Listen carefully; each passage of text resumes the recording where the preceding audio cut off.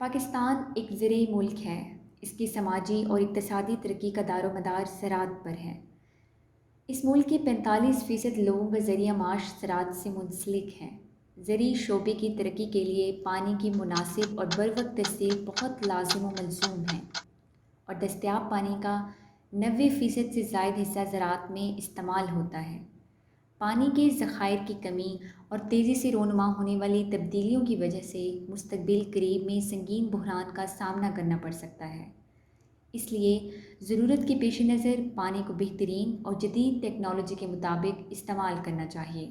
دریاؤں سے نہروں اور نہروں سے کھالوں تک پہنچتے پہنچتے پانی کی 50% تک مقدار ضائع ہو جاتی ہے، جس کی بنیادی وجہ کھالوں کی ناپختگی ہے۔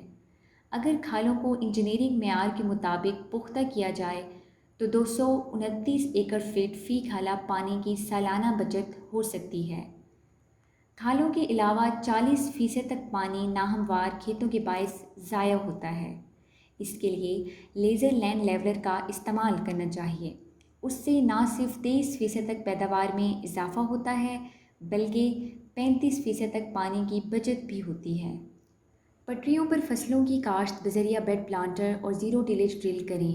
اس کے ساتھ ساتھ bed and furrow irrigation, siphon tube اور گیٹڈ پائپ اریگیشن کا بھی استعمال کیا جا سکتا ہے۔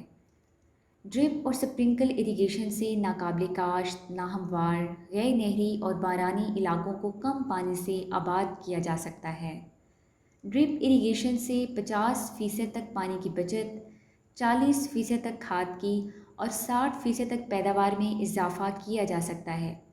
پاکستان کی کامیاب تر زراعت کا تمام تر دار و مدار ڈرپ اریگیشن پر ہے۔